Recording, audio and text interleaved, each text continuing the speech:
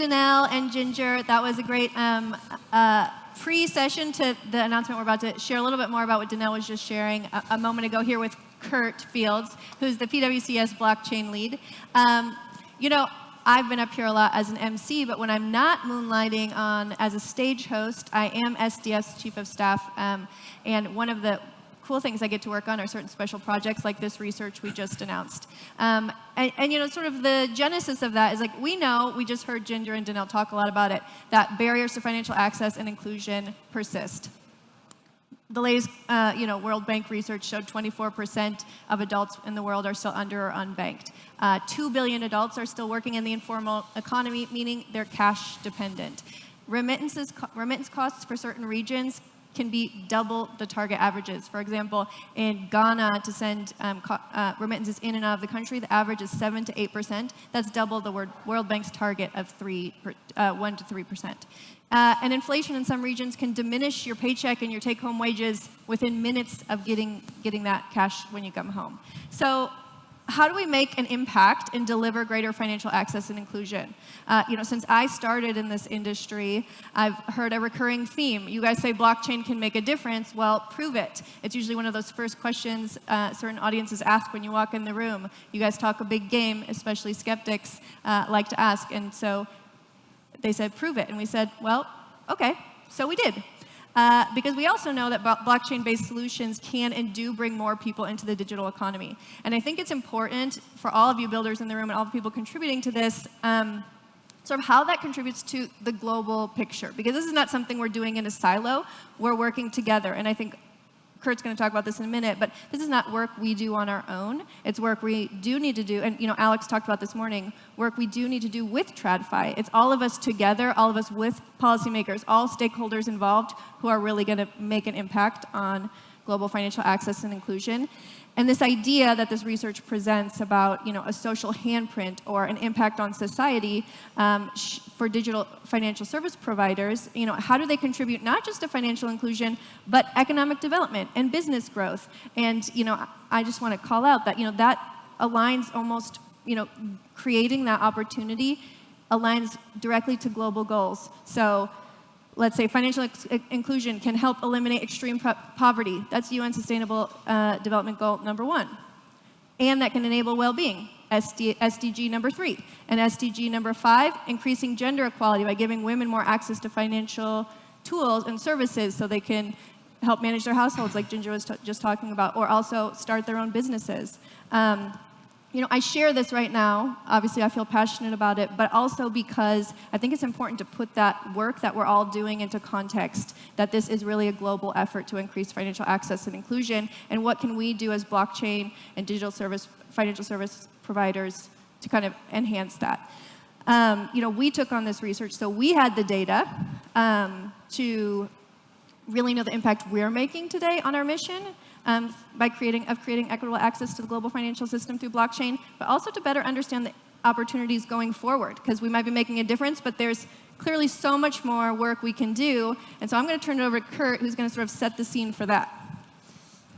Thanks, Lauren. And it's great to be with everyone. As Danelle mentioned, I lead the US blockchain team for PwC. We've been working with Stellar for several years now, and I think one of the reasons that we love working with Stellar is not just because of the passion on this topic, but the practical and logical approach that Stellar has taken to topics like this.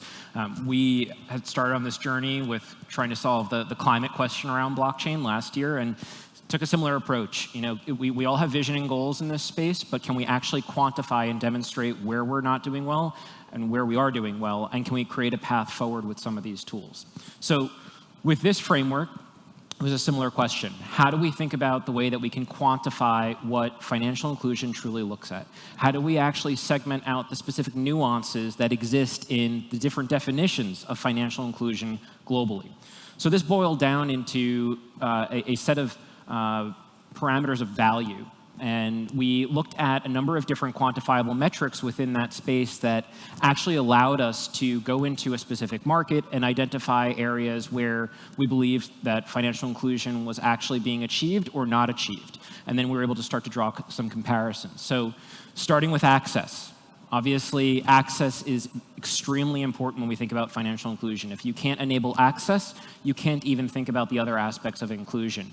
But very quickly then, as you think about driving access, you need to also look at trust, quality, and then ultimately usage.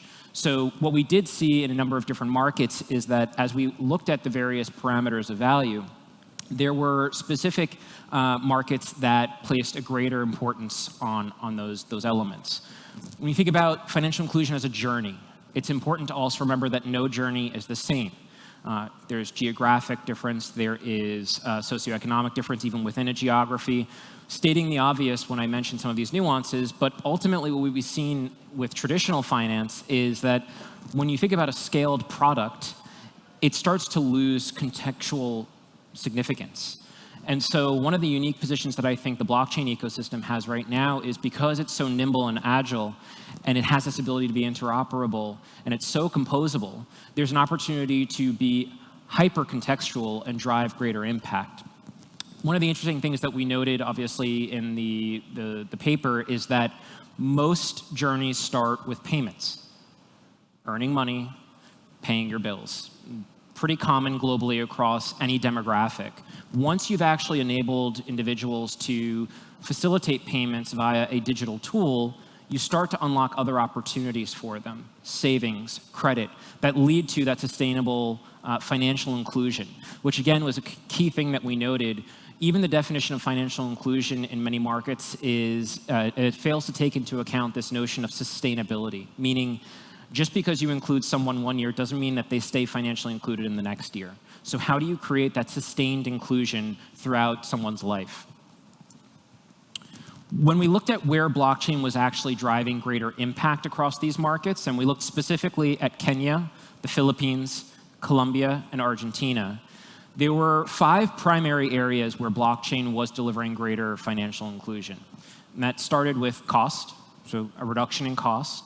Speed of transactions, again, thinking about the demographics that are more at risk and less financially included, the ability to send fast payment and initiate fast transactions is extremely important. The notion of suitability, again, you're hearing me hit the point around being able to make something contextual, make a product suitable to a demographic. Interoperability, both with legacy financial service providers, as well as other emerging players within the ecosystem, whether on blockchain or not. And then lastly, security, speaking to this lack of trust that a lot of these markets have in the existing financial services ecosystem. So when you think about being able to use the framework, it starts with understanding, again, the scope of the use case, the market that you're going after, and then, again, honing in on the target population. I cannot stress this enough. This was one of those interesting parts of the paper. We found being able to understand the different nuances within the demographics of a region are extremely, extremely important.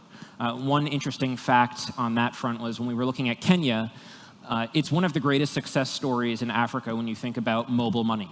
The majority of the population is actually using mobile money, but when you look at the rate of financial inclusion, it's extremely low. So clearly there is an issue. There is a divide in the way that financial service providers have been serving that market, even though many individuals in that territory have access to mobile money.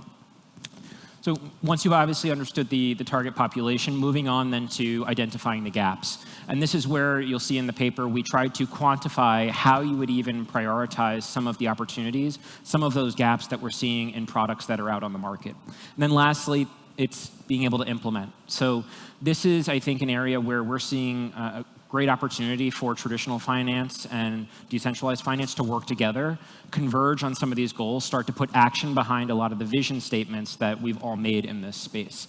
And it's meant to be an iterative process. So with that, I know we only have a minute left. Why don't I hand it back to Lauren to recap on some of the tools? Yes, we're almost out of time, so we just want to draw you guys' attention to what Kurt was saying at the beginning, similar to the work we did on sustainability.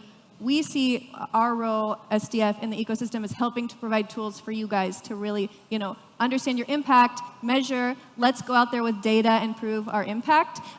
So I just want to invite you guys to, this sort of comes with a package of deliverables that are super helpful. First, there's the research paper that's going to dig into all of this and give context for it and prove the numbers. the actual framework, which you guys can go out into the world and use yourself and sort of use it to assess your own tools, either before, as Kurt was saying, either before you start designing them or after to measure your impact.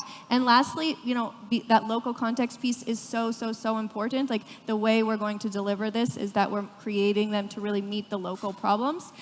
So we're starting to, some market guides. We have them in 4 markets, and we'll be expanding, and we'll be sharing them with the community. So before I wrap up, just want to last plug, go check out all of this information. You can scan this QR code for the brief time it's up here, but also you can go to this website or just go to any of our social channels, and you'll definitely find this research up there.